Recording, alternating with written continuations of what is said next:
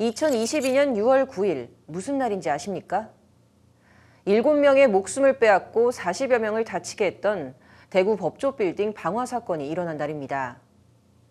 법조계에선 이날을 잊지 말고 다시는 이런 아픔이 없도록 제도를 개선하자는 다짐의 목소리가 나오고 있는데요.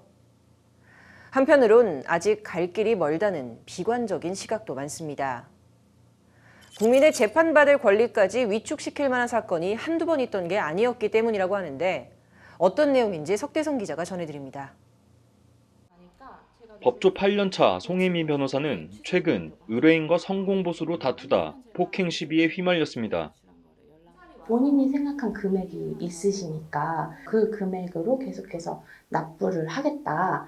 갑자기 본인이 결제를 하겠다라고 하면서 카드를 직접 들고 나가셔서 의뢰인은 성공보수를 강제 결제하던 중 이를 제지하는 송 변호사를 밀쳤고 송 변호사는 뒤로 넘어지면서 손목과 엉덩이를 다쳤습니다.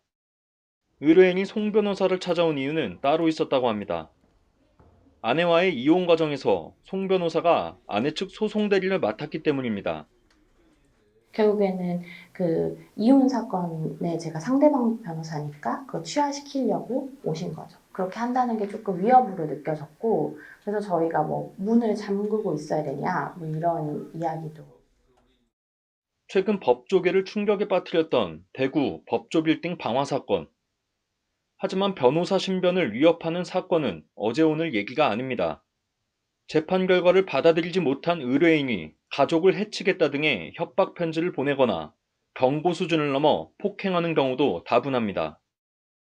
대한변호사협회는 대구 방화 사건 이후 변호사 보복범죄 피해 파악에 나섰는데 현재까지 접수한 사례만 1000건이 넘는 것으로 나타났습니다.